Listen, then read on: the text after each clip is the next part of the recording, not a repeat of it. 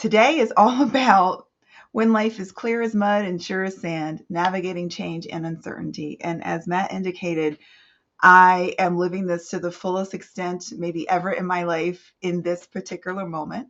And maybe that just is adding to my qualifications to speak with you about that today. So here we go.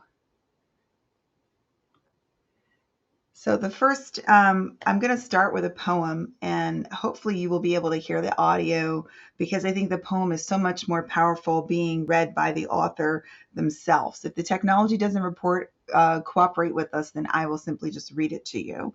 And as you listen, even if you are familiar with the words of this poem, I would like to invite you to envision a world where these words are true.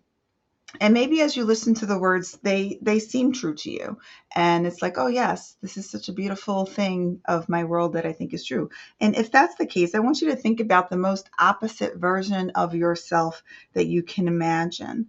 And some of you might have a specific person in mind, and I want you to ask yourself if it's harder for you to experience these words as true with respect to that person. Okay. So I'm going to press play to this embedded link. And Matt, if you wouldn't mind just texting me thumbs up if you're able to hear the audio from computer. And if not, that's fine. I will just read it out loud.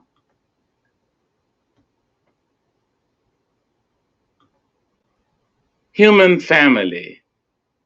I note the obvious differences in the human family. Some of us are serious, some thrive on comedy, some declare their lives are lived as true profundity, and others claim they really live the real reality. The variety of our skin tones can confuse bemused delight, brown and pink and beige and purple, tan and blue and white.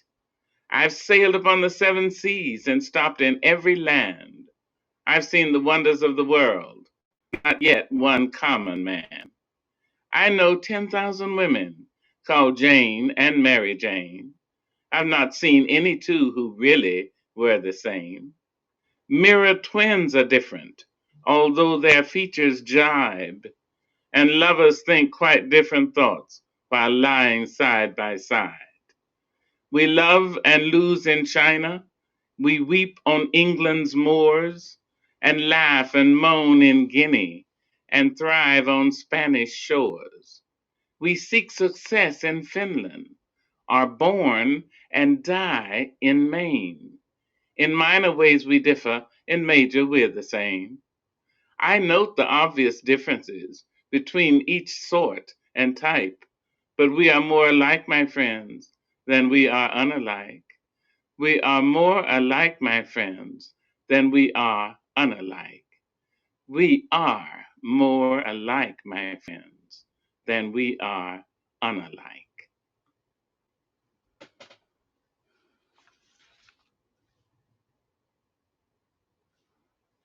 I would love to sit and give you more moments to allow those words to simmer. But we've had our challenges getting this talk started, and we're talking about change and uncertainty. So you may be wondering, what does it talk about change and uncertainty? What does being more alike than unalike have to do with that? And we're going to come back to that soon. But first, I'm guessing you guys might be in an adventurous and courageous group of people. So I'm hoping that you'll play along with the demonstration that's going to be particularly challenging given our technological relationship at the moment. But I think that at least text is working. So I'm thinking I can get a little bit of help from my friend Matt to complete this exercise as it was envisioned in my mind. So here is the assignment. As quickly as you can, when I tell you to, I would like you to try to find someone who you do not know. Now, this might be really hard because it's a small network that we're a part of. You can look at the row in front of you, behind you. You might have to cross the room. And I'm going to set the timer on my watch for 1 minute, 60 seconds. So you'll have 60 seconds, and the assignment will be to find as many things in common as you can with this person. And it's okay if you know everybody there. Just you have to go a little bit deeper. You have to find something in common that maybe you didn't know. So this is like All Scouts honor system, okay? I need one of you in the pair to keep count. No cheating. I'm not even there to enforce this. And, sadly, I'm not there. I could have had door prizes, but we just have to be flexible. And I'm going to give you a little bit of grace before I set the timer. So check, you can use your phone to keep count. You can write it down on pen and paper. So I'm going to get ready to set the timer. So hopefully you understand the assignment. And then what I'm going to ask Matt to do at the end, when I'm trying to find out like who's found the most things in common, you're going to have to tell me because I can't see the audience when I'm presenting. So you'll have to just text me who had the most things. Okay, so I'm going to get my timer ready. So hope you guys are participating. This is a lot of trust that's happening here. Okay, ready, set, go.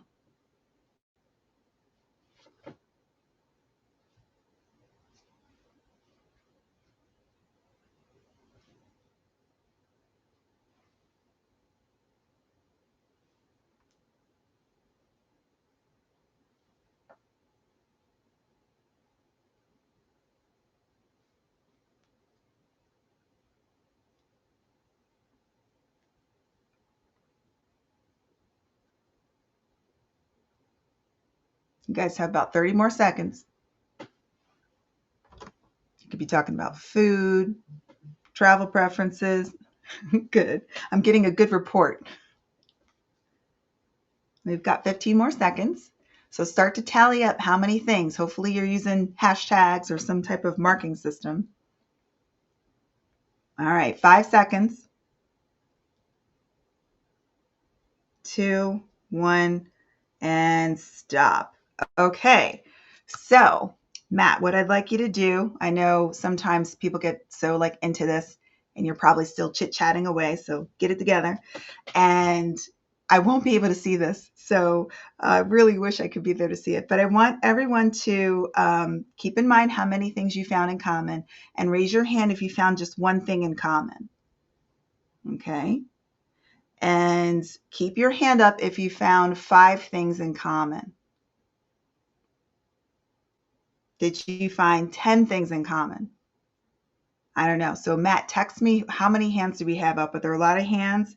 If we need to go higher, I need you in the room to kind of help figure out who found the most things in common. That's basically the whole point. And you can text me the answer.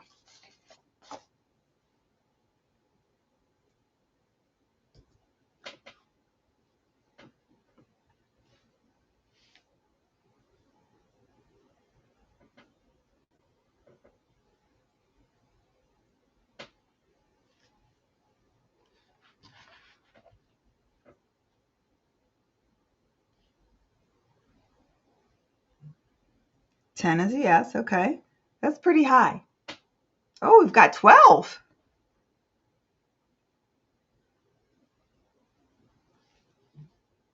13. Wow. Gold star.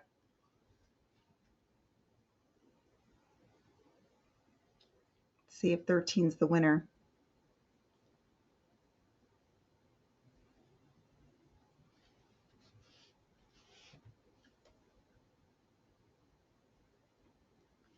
Looks like lucky 13. Oh my God, it's a 14. 14 things in common. You guys only had 30 seconds. That's pretty incredible. All right, I'm going to let him see if that's the final top score.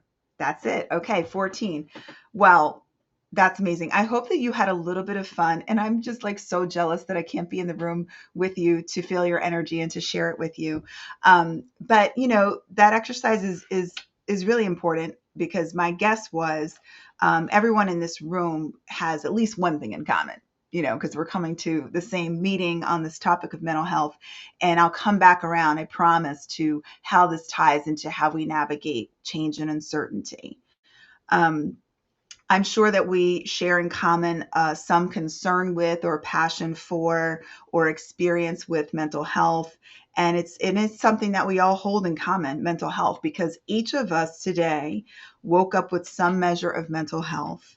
And each of us also likely have faced some threat to that mental health at some point in our lives. And some of us as recently as today.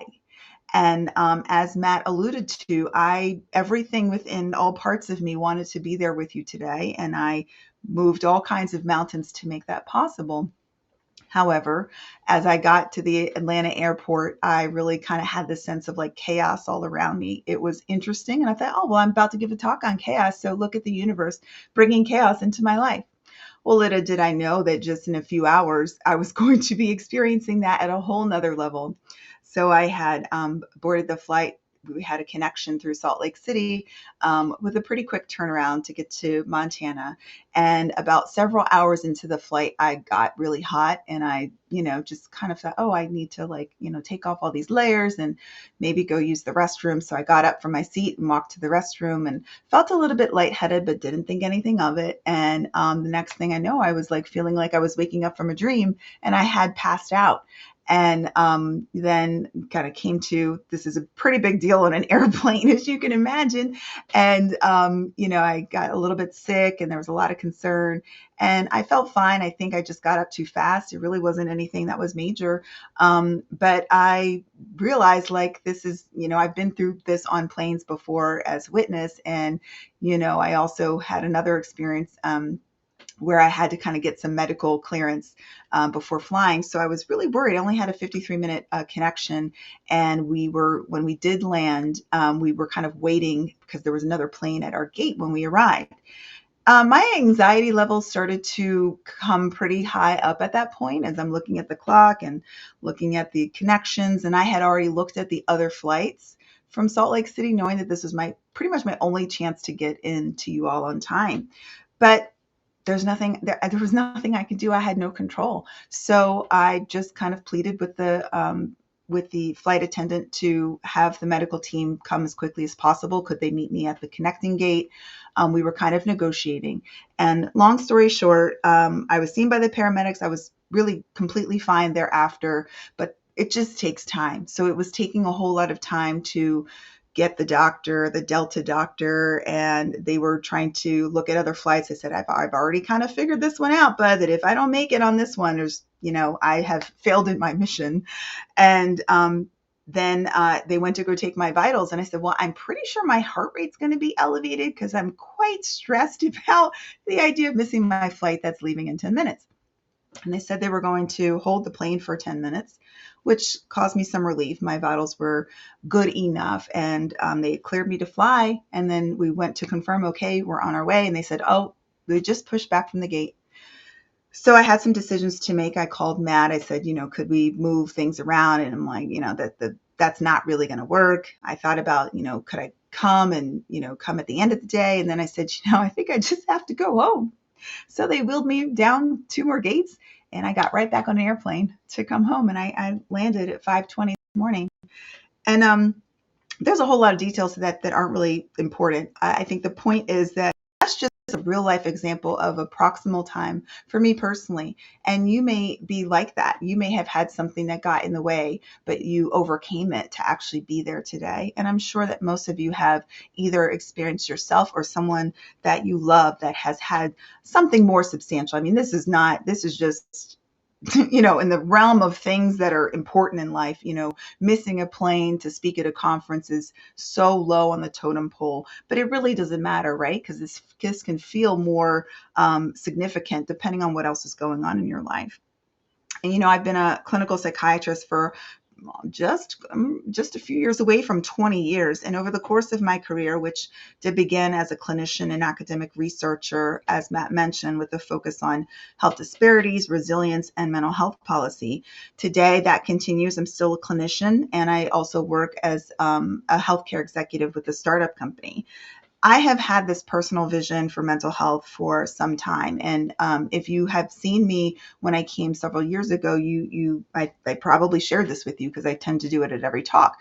My personal mental health equity vision is one where all people have the opportunity to receive high quality mental health care when they need it in settings where they feel welcomed and safe. And I believe there are 3 things that need to happen for this vision to be actualized. The first is that people need to have confidence that their inherent human dignity will not be violated by mental health systems and structures. And I feel very strongly about this, and I have a whole body of work that has to do with holding systems and providers and leaders accountable for the way in which our mental health system is structured, the way that people are treated when they reach out for help. And if the general public doesn't have confidence that things will be okay, if they're afraid about what will happen if they disclose that they have a mental health challenge, we're not going to have mental health equity. We're going to have people that are waiting too long to get help because of that fear, because of that stigma. And related to that is about knowledge and information. Knowledge is power, but applied knowledge is very powerful. But you have to start with accurate knowledge about mental illness and substance use disorders reflected in the general public.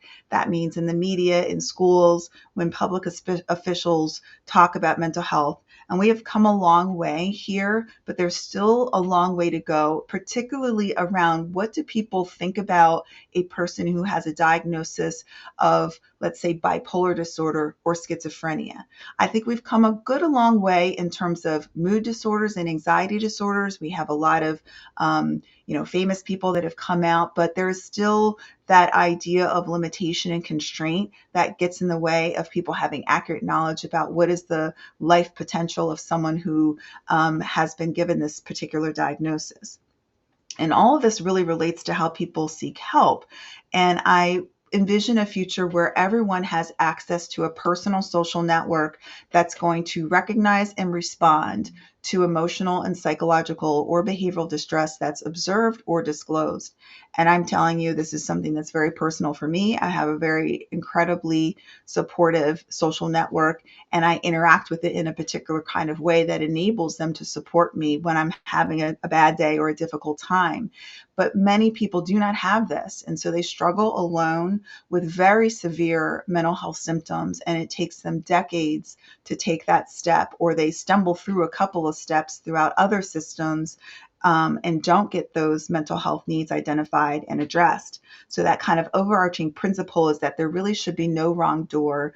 You shouldn't have to go all the way to a specialty mental health center in order to get what you need. You should be able to get it in primary care. You should be able to get it when you go get your haircut at the barber shop. Just really being creative throughout, your faith community should have this accurate knowledge and have pathways to getting someone to care. And that's pretty much how I've built my whole career.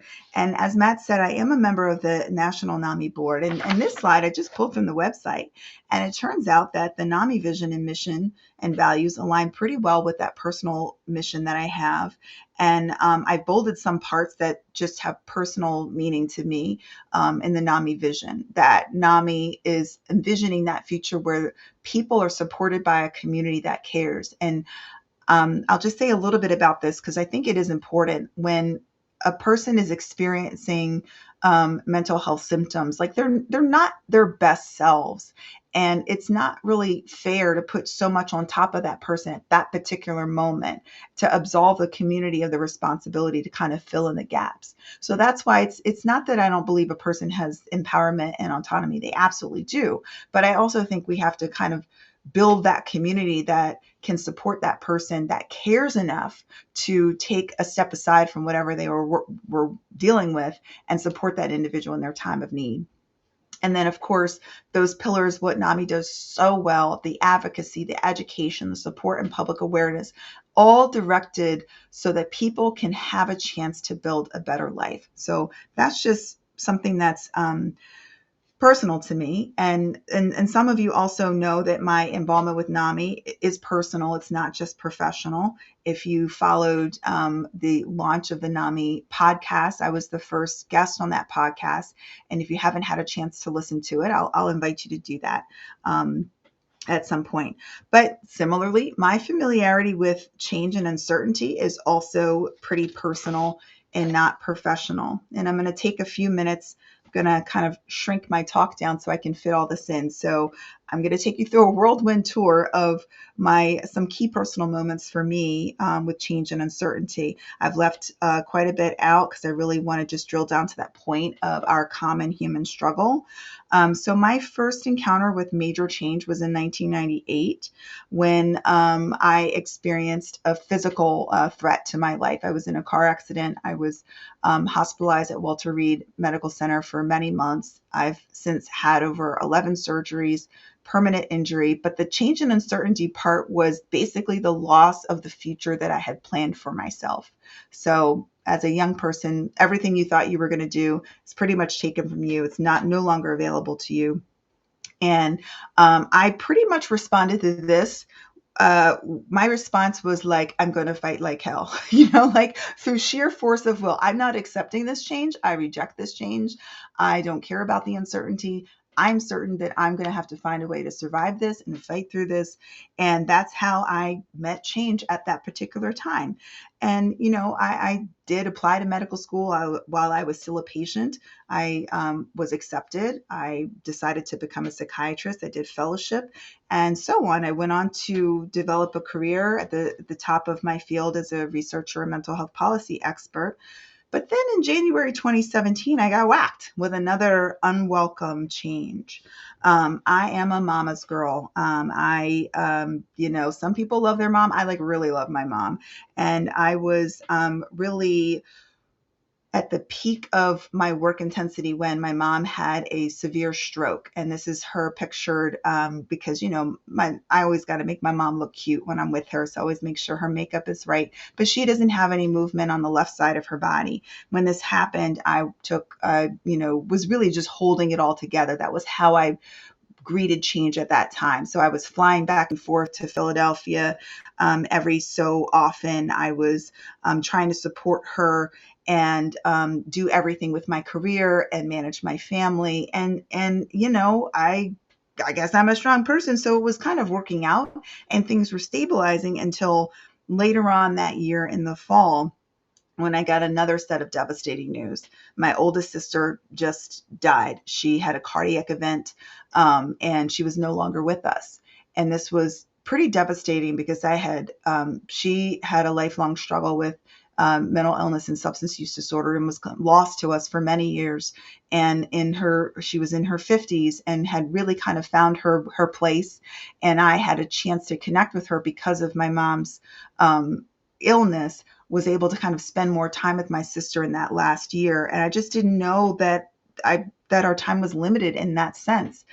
And that was very destabilizing from an identity perspective. So the first two moments I kind of pushed through with this fierce aggression. And this one kind of got me at my heart at a soft spot. And I really had to take a break. So I made big changes. I took 3 months off of work, which I have never done in my entire life. I just got back into alignment with things. I really questioned my priorities and I went back to work and then realized it just wasn't, I just needed to do something different. And that's when I left full-time academia, joined the startup. Fast forward to life changes. I had a whole nother baby. I have a little pandemic baby. He's almost 2. So I really started to align my life around the things that really mattered and that it all reflected that way. And that was kind of my sense of life is going to keep changing. So I really have to make sure that what I'm doing really matters. And in August of 2021, I got another call. And that was about my other sister who had been expatriate. She'd been in Dubai, kind of stuck there for over a decade. And I got a call that she was dealing with some pretty significant medical conditions. And it turns out that she had metastatic ovarian cancer. And I put the baby in the car, and that proceeded to lead to about 18 days of uncertainty as she was at the end stage of her life. This is her pictured with my daughter reading her a book, What Do You Do with a Problem?, which is a really beautiful children's book. And I was very grateful in hindsight for those 18 days, but they were definitely the most difficult 18 days of my life, providing pretty much myself and her son tag teaming 12-hour shifts, caring for her in a hospice type situation. And at that particular time, because I had reordered my life, I felt like this is really horrible, but I was so thankful that my life had the margin and flexibility that I was able to have that time with her. It was so precious. And then the podcast episode for NAMI was about my experience with my son. This was in the spring of 2022, where my oldest son faced a significant mental health crisis. And you talk about mama, pretty much the next most important thing to me would be my kids. And this is my first son, my number one son. I used to call him, "You're my number one son." And I've got two other sons. I think the 12-year-old probably has some feelings about that now, but that is my heart, my dear heart, and love is his middle name. I mean, this is just like this person is so important to me, and that story still continues. So now we're dealing with a change. It's not just like something that happens and you can adjust and it's over. This is like the long haul. And this is when I really became like a true NAMI depender. I was a NAMI fan on the sidelines for a long time, but this really kind of brought me to the place where, like, no, I live, eat, and breathe this mission. It's personal to me. Without it, I wouldn't have survived. Without the support that my NAMI community provided me, I would not have been able to get through that, to advocate for my son as he needed to be advocated, to hold hope for him when there were questions about, hope about his future, and to be able to also, be that family member. All the psychiatric knowledge and information that I had in the world was nothing compared to what I have learned from other mothers and family members who have walked this journey alongside someone they love. And then I wish I could say it ended there, but it didn't. Just 2 months later, I get a call about my oldest brother, who is here pictured at my oldest sister's funeral, who was in a coma. And he also has a lifelong struggle with PTSD and substance use disorders, and had got exposed to fentanyl, was in a coma with his heart function very, very poor. This was a moment where I wanted to drop everything and fly out to California, and I just couldn't. And I was forced to just support from afar. And it was really, really, really hard to do that. But it also, this one showed me again about the broad community. It doesn't just have to be you all the time. There's other people that can support. So another sister flew out to be with him. And then my father flew out to, when he actually had this miraculous recovery and was able to come back to Philadelphia, where at least there were more family that could support him. And this is the last one. So in August, which is just 3 months after the situation with my brother, my mother was diagnosed with triple negative breast cancer, which you may know is a very aggressive form of breast cancer. And actually, part of my being here was a decision about, like, my mom had a mastectomy on Tuesday, and I was like, well, I really do want to make this commitment to be there with my NAMI Montana friends. And so it felt really weird, but I'm like, I feel like that's the right thing for me to do. And I'm going to lean on my community to be there for my mom. She just got home today, y'all. She's doing great. She sounds amazing. Everything has worked out. And I do know that it was the right decision, even with all the travel.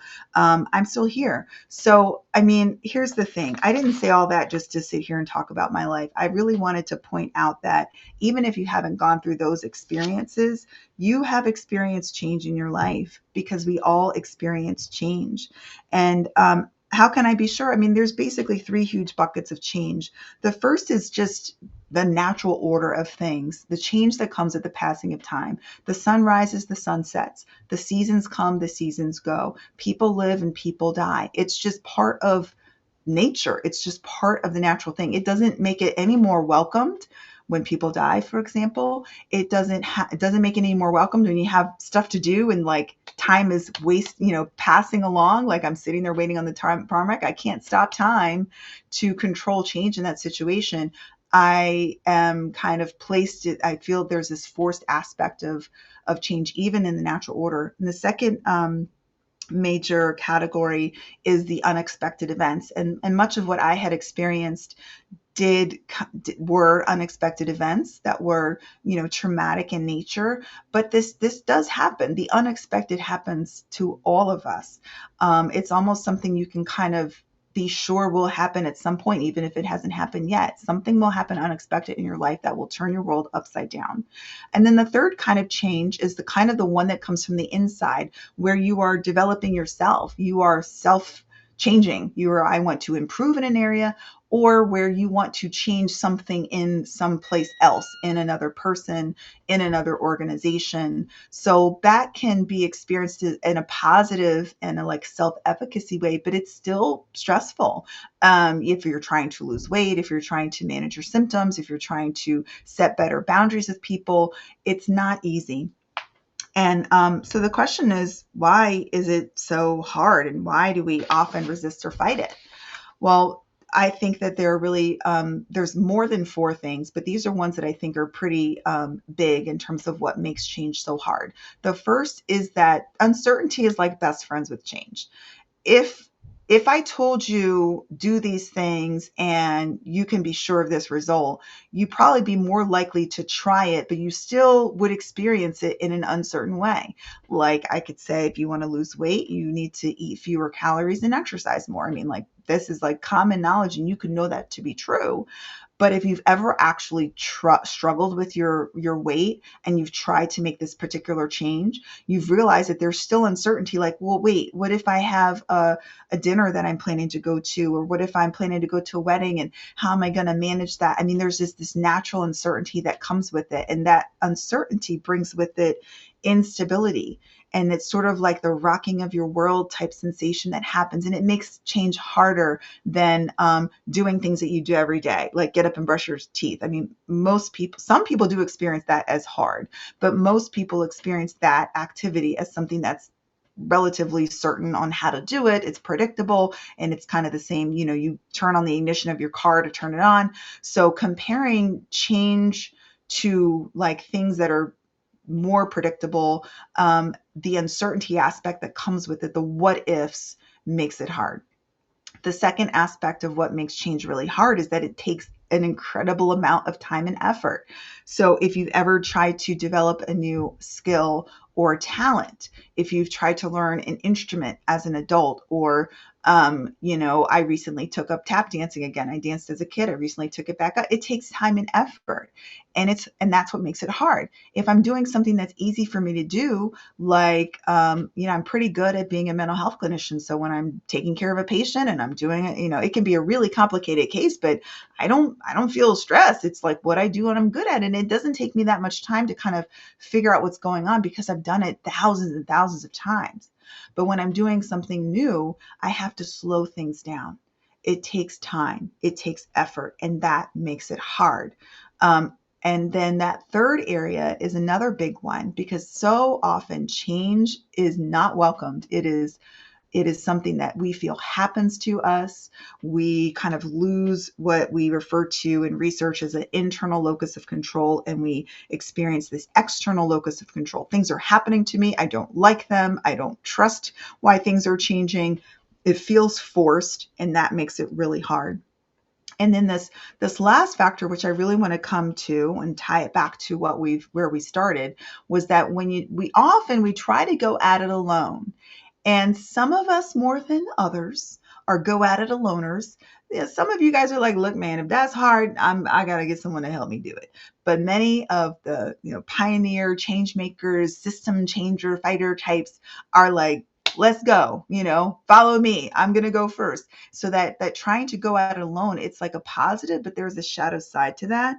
And that's kind of the one thing that we can do something about. And it's why I took the time today for you to actually experience in real time that discovery of holding things in common with a near stranger, because we can blunt the negative charge of change when we're going through it together, when we feel united in purpose, when we feel connected with a strong reason, that strong mission. It's like if I'm changing for something I feel really powerful about, I'm going to be able to overcome the uncertainty. I'm going to be able to not feel so distracted by the fact that this was forced upon us.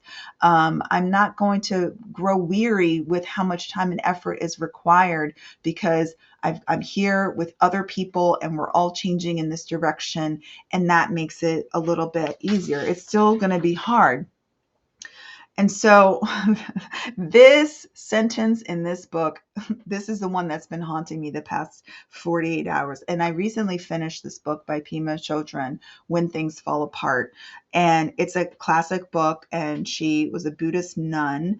And, oftentimes books find me. I love books. And oftentimes I love it when a book will kind of find me in the midst of a situation, speaking directly to it. And this book, this line, offer chaos a cup of tea. It was such a curious sentence when I first read it. This was a couple weeks ago when I read this book. And I was like, is that even a good thing? I mean, I'm just thinking of like a tornado and chaos all around. And you sitting there with a cup of tea going to sip like you're having a nice conversation with friends. But then I got really curious about it. And it led me to really think about the chaos that often comes with change and uncertainty. So often we feel like we don't have any agency. Our reactions to change feel automatic, and oftentimes they are automatic, and we lose our sense of control. And I don't know about you, but in that last instance, the instinct that I have, it's not to sit down and ponder and sit down and have a sip of cup of tea. No, it's not. It's just not a natural instinct of mine. And so I kind of played with this idea for the past couple of weeks, and came across this beautiful metaphor that I wanted to share with you. I didn't make it up, so I'm not taking credit for it. But it's this metaphor about the river and the rock. It's a way of thinking about the ways in which we react to change. And, there's no real right or wrong, even though I think there's a little bit of bias where one is viewed as more positive. I think that it's not really that black and white. What are some of the characteristics of the rock? The rock is sure. The rock is steady. The rock is unmoving in the face of whatever comes its way. Those are not negative qualities. But it's also true that over time, that immovable quality of that rock does lead a bit to its own demise, especially in the constant force of a river. The rock will be worn away. The rock also doesn't engage and interact with its environment. It just is what it is. It doesn't really respond to the environment around it. So that's like a positive and a negative. The river, on the other hand, it's fluid and it's very dynamic. It can be rushing and violent in some areas, which can cause some unintended negative consequences. But it can also be still. If you've ever looked at a river that is almost like glass, looking at a river in some aspects where it is moving, but you almost can't even tell when you look at it. And a river is very interactive with everything that's inside of it. Things get deposited on the shore of the river. Things get churned up and changed as a part of the river. And, it has this quality. And so oftentimes this metaphor is used to invite people to think about their reaction to change. Is my instinct to cling to the rock? Hold on for dear life. No matter what happens, I'm not going to change. I'm going to stay right here and stand firm. And there are times when that is absolutely the thing you want to do. And when I was fighting for my son to get the care that he needed, I was a rock. I didn't care what that river said. I was not going to budge until he got what he deserved. But on other times, we are desperately holding on to things that no longer serve us, that keep us in a past that's no longer relevant, and it keeps us from evolving to a better place. You're holding on to this little bitty rock because you're too scared when the river wants to take you to an amazing place where there's full of opportunity and full of abundance. And you're out there, clinging onto the rock with the sun beating down on you, starving to death, complaining about how nobody wants to help you. So we are all different in the ways that we tend to react to change. Some of you just naturally, personality-wise, or go with the flow, and you're like, hey, let's go. Where's the river going to go? You're adventurous and spontaneous. Others of us are more natural to prefer that stable environment, that sure environment. But again, I want to reiterate the words of the great poet Maya Angelou, that we are actually more alike than unalike in what we actually need to make it through change. So regardless of how you respond to change, we're actually pretty similar in terms of what we need to change. And there's been a ton of research in organizational change and individual change. It's a well-studied area, and I definitely am not going to bore you with all of the background on that. So I just pulled the things that I thought would be most important to share with you today. And this framework of these three pillars of what people need really fits within an organizational change perspective, but it's also pretty relevant to anything that you would want to change as an individual. You have to have ability. You have to be able to change. So you need to have the knowledge, the skills. You need to have the information on what change would be an option. And then you need to have the motivation. You have to have a drive to act. So you can have all the knowledge and skills, but if there's no good reason for you to actually change, you're not going to change. And then you can have the ability and the motivation, but if there's no opportunity, if your voice isn't heard, if you're not at the table, all the ability and motivation in the world is not going to be sufficient for change to happen. And so I'm mindful of the time, so I'm going to bring us home.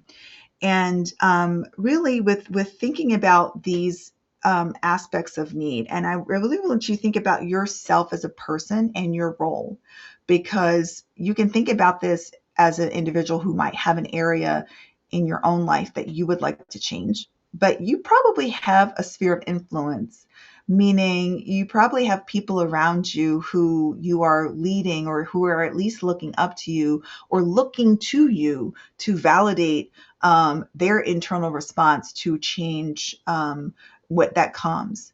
And so I think this is really important to think about when you are trying to drive change, when you are stewarding change yourself, and when you're trying to kind of build the will amongst others to change, thinking about what's missing. Is it an issue of we don't have the knowledge and skills that's needed here?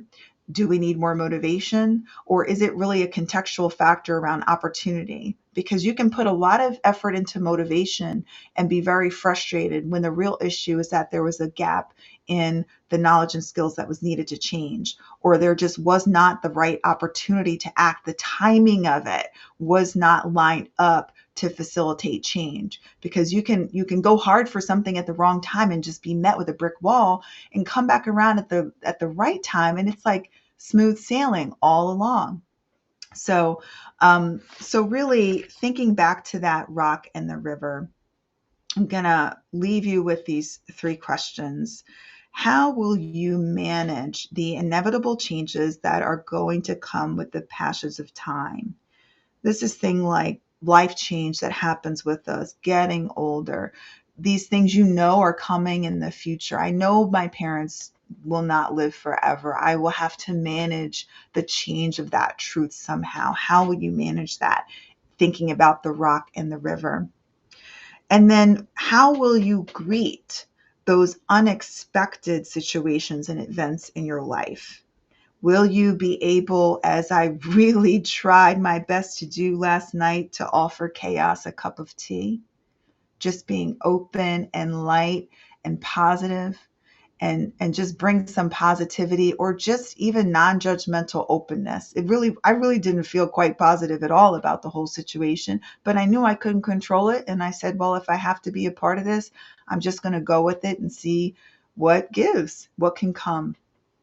And finally, as a passionate mental health advocate, how will you bring change to systems, to yourselves, to organizations? When change requires going off with the river, how will you inspire others who are clinging for life to the rock? Because that's so often what I experience when I'm trying to bring change. The challenge is convincing those that are stuck on the rock, like, just come on with the flow. It's okay. Everything's going to be okay. We're going to be better off in this other place. So I have a few invitations then to leave with you, just to notice when the earth seems to move under your feet. Identify what it is that you are clinging on to, and then ask yourself, is it essential to hold on? Do I really need to hold on? Sometimes the answer will be yes, sometimes the answer will be no. But no matter what it is, call some friends, okay? Don't go at it alone. Call some friends. And when you go through things, talk about it. Share your story because people are listening.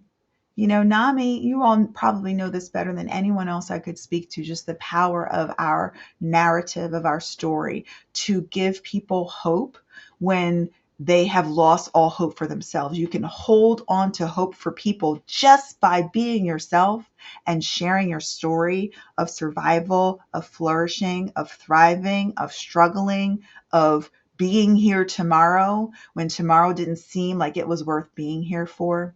So I really want to invite you to share your story. And then finally, I want to thank you for your presence. I want to thank you for your presence with me here for this past hour and for all the sacrifices that were made for you to be here at all. I want to take just a small moment to recognize and honor our ancestors who took risks for us to be here, and also for all those who are unnamed, whose memories were erased by violence, by genocide, and other unspeakables. That sacred presence is so powerful. And I want to thank you for your sacred presence with others as you hold hope for them in their times of need, as you bear witness to their suffering with deep compassion. And this sentence here that I have shared with you is actually an English translation of one of the holy names of God, Yahweh. And indeed, our being present with each other is so sacred. So I want to thank you for your time, and I will stop screen sharing. And that's it.